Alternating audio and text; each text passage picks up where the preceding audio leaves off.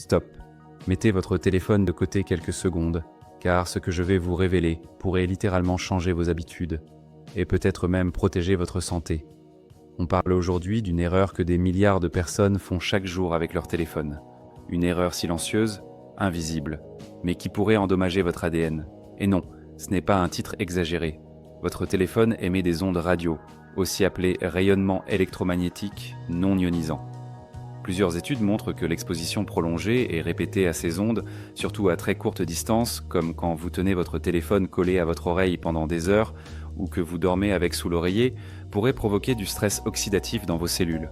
Et ce stress, c'est un ennemi sournois. Il attaque vos cellules, vos protéines, et peut endommager l'ADN.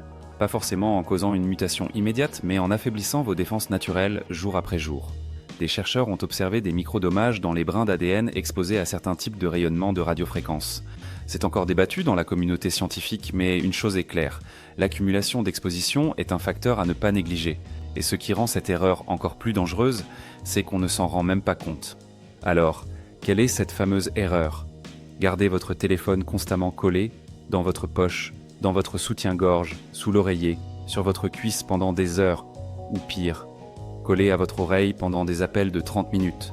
Ce geste quotidien semble banal, mais à la longue, il augmente votre exposition aux ondes, et plus l'appareil est proche, plus votre corps absorbe ce rayonnement. Les agences sanitaires recommandent déjà depuis longtemps de garder une distance minimale entre votre appareil et votre corps. Regardez bien dans la notice de votre téléphone, il est souvent précisé de maintenir l'appareil à quelques millimètres du corps pour respecter les limites d'exposition. Et pourtant, combien d'entre nous posent leur téléphone sous l'oreiller pendant des heures sans y penser ?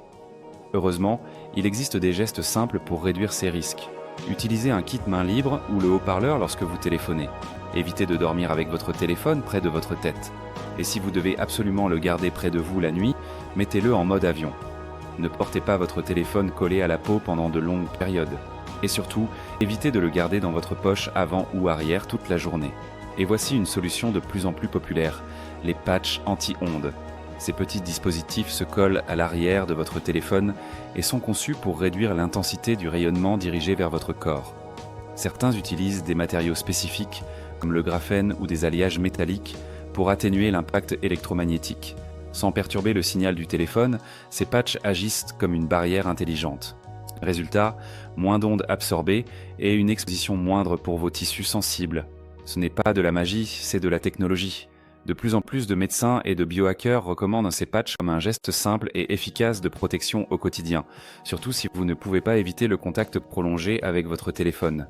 Vous pouvez aller dans la description de la vidéo pour acheter des patchs pour vos appareils électroniques pour me soutenir.